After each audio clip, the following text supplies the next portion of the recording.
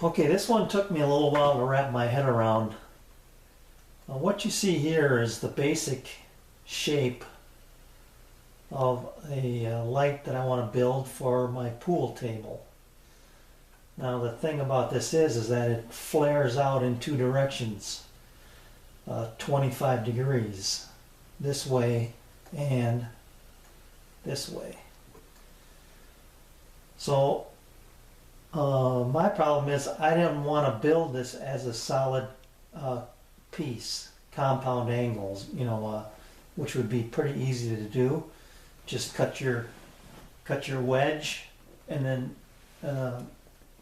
cut your other piece over here out of the same piece of material. Cut another, basically a wedge, but it's just a long version of it, and then glue the four pieces together and build your light from that. What I have in mind is I wanted to build corners here. So I wanted a corner, and then off of this corner I wanted to have a panel in here, and then obviously have rails across the bottom and the top as well. But I didn't want these pieces to have to be angle cuts either. I wanted them to butt into these corners at 90 degrees. So here's what I had to do, and this is, like I say, it took me a while to wrap my head around it.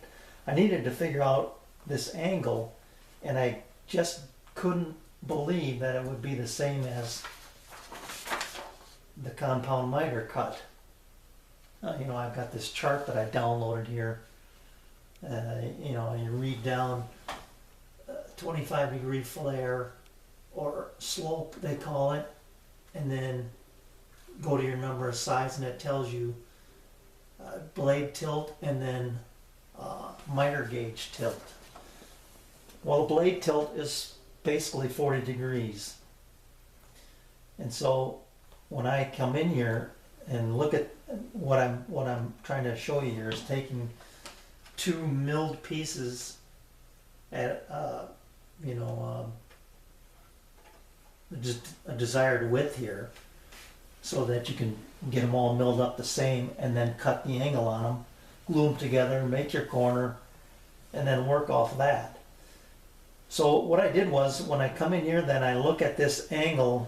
You can see here, if I were to make this orientation, where'd it go? There we are. There, that tells me now these two pieces are coming together at the angle that I'm looking for. So I come up here to my tools, and I go to where the heck is it? Tools, yeah, tools, measure. There it is, measure.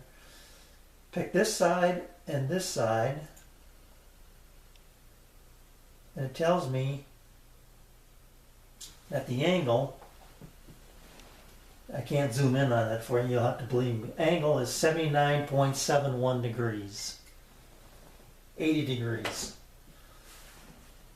Cut it in half, each piece gets cut at 40.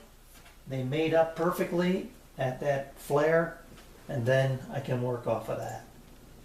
So once I have my corners put together, I can then come in here and make this cut to make it parallel, or make it flush and flat to this surface. But what this does for me then now is, let me see if I can change this color.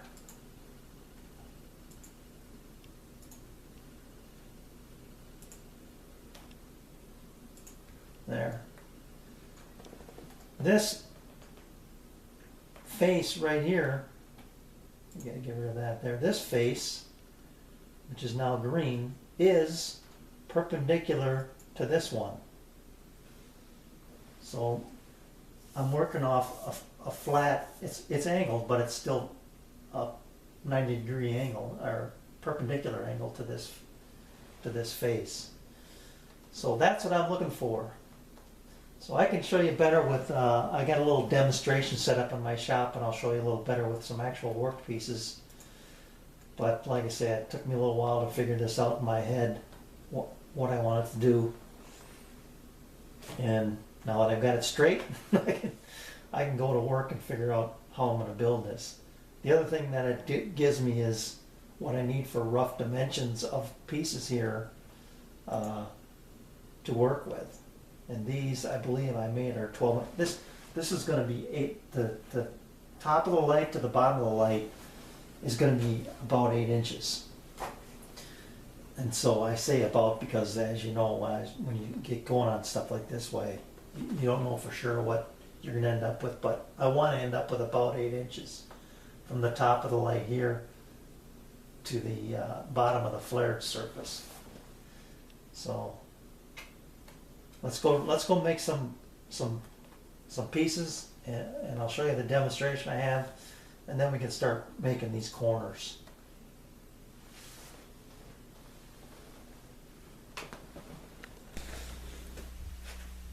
Okay, so here's my mock-up of one long side and one short side, and then this is the compound angle cut to give you the 25 degree flare.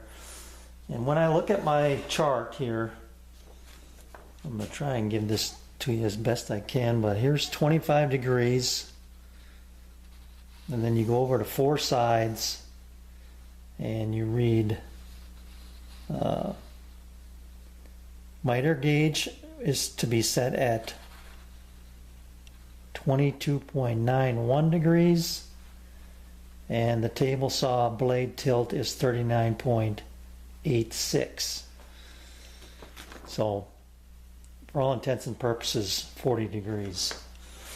So you can see what I want to do here now, though, is I want to keep this edge square and this edge square out here.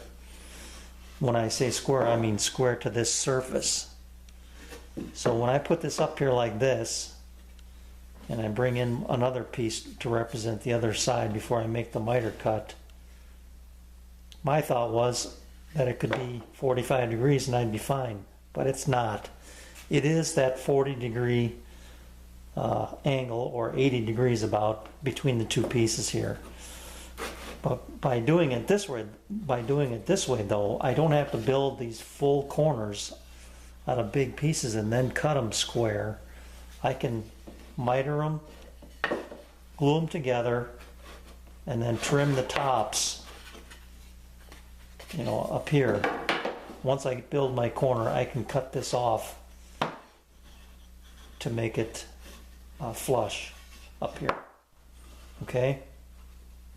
So that's what I'm going to do. I'm going to make 4 corners, 8 pieces.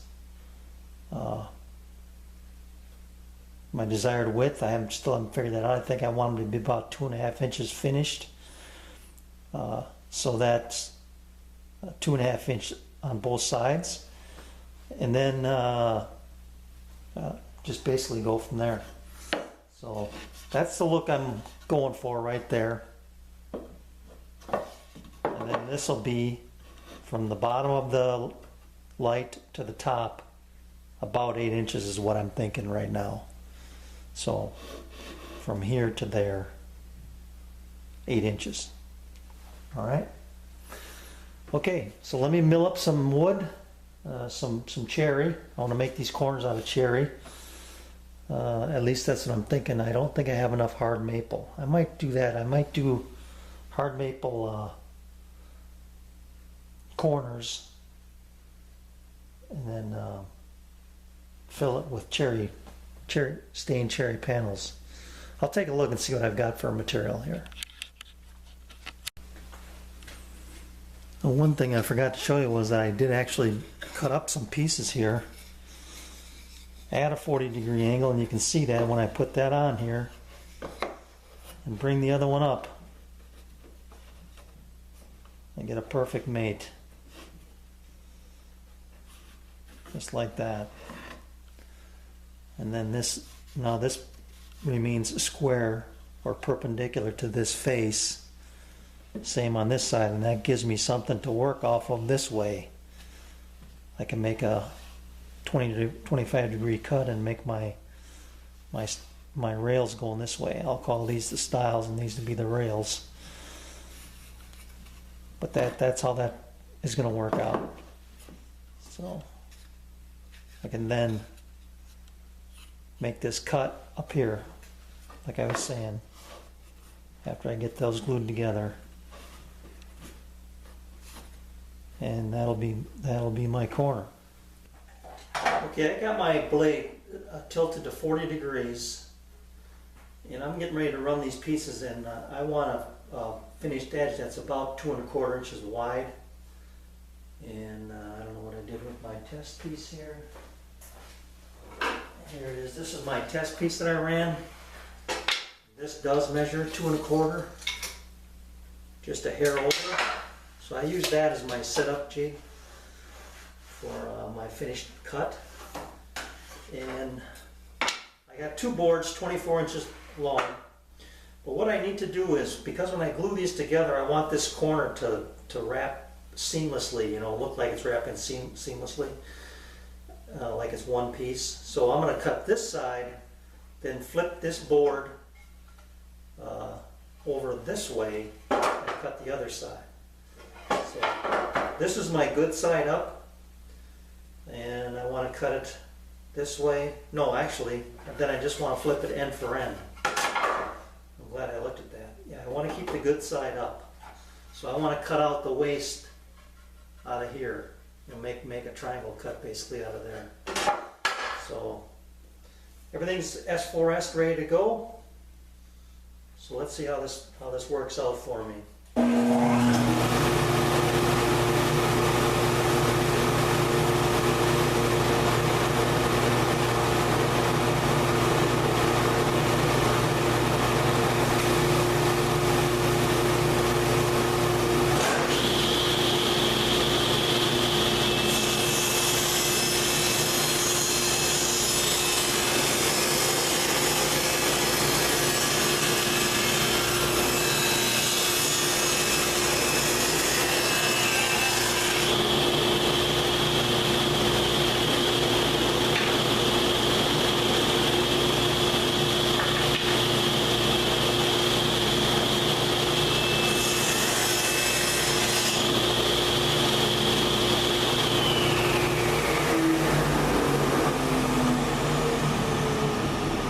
Just a little bit shy, so I gotta slide this over a little bit.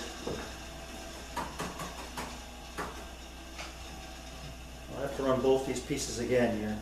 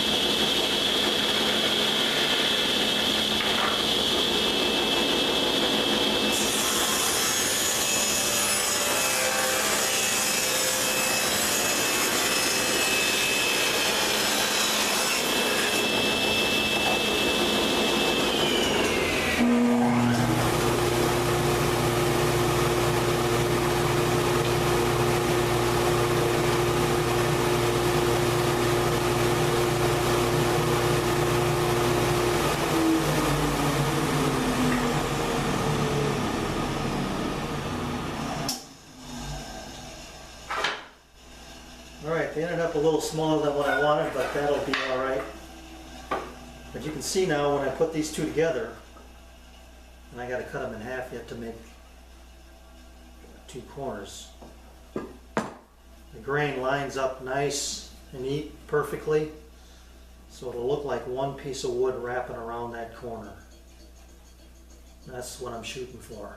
So I like that. I just got to keep them paired up. Let's see what I ended up with here. Well, I did end up with 2 1/4 right on the money, actually. That's pretty good. I thought it was going to be a little short. All right, I like it.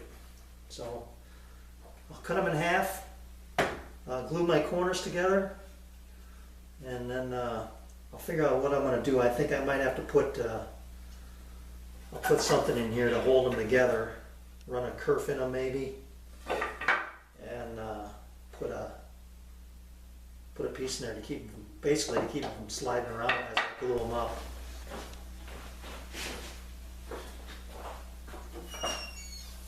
Okay, I switched out my blade to a standard kerf 1/8 inch blade. I just noticed that I'm missing a tooth on this thing. It'll be okay though. So it's an 1/8 inch kerf blade, and I have my auxiliary fence on here so I can run them nice and tight, and that should be good. And then my depth is set to just a hair over 1/4 inch, so it'll be a 1/2 inch spline in there when I get done with it.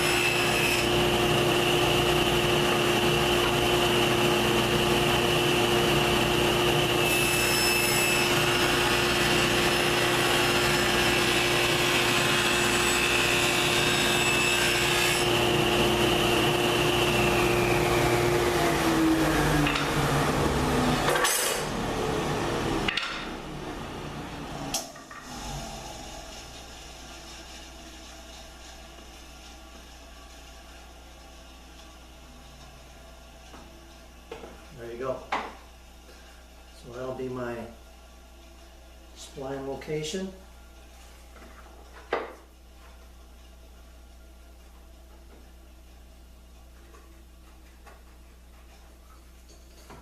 that'll help with the glue up. I'm not worried about the strength part of it, but it'll keep it from sliding around. It'll help with the strength as well, but it'll keep things from sliding around on me when I put the glue and clamp these together. So let me make some splines, and then we'll get going on that. I'm debating whether I cut them in half now. I think I will cut them in half and then